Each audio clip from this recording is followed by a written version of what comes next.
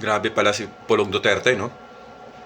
Pag namaya pa daw yung tatay niya sa kulungan, doon sa The Hague, hindi daw niya gagawing mapayapa yung Pilipinas. Talaga ba? Sinong tinatakot mo? Ang takutin mo yung mga supporters yun, yung mga DDS na walang utak. Yun yung takutin mo. Kami? Tatakutin mo? Diyos ko naman. Isa pa. Sige, gawin mo yan. Gawin mo yan. Kung yan talagang gusto mo. Pag sa huli, sinong kawawa? Hindi kami. Ikaw at ang pamilya mo. In reality, sipin nyo. Pag gagawa ka ng kalokohan, kahit anong klaseng kalokohan yan, kahit magtagumpay ka pa sa plano mo na yan, sa huli, ikaw pa rin yung kawawa.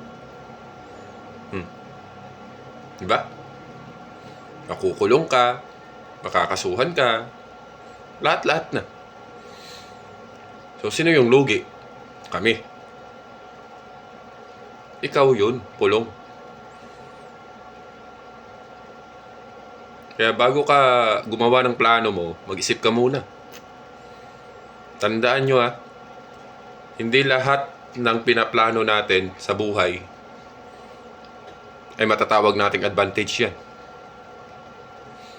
Dahil lahat ng advantage may kapalit yan. Advantage over disadvantage yan. Sana alam nyo yan.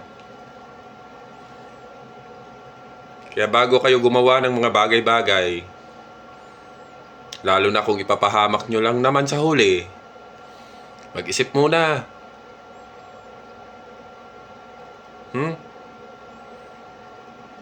Wag puro emosyon.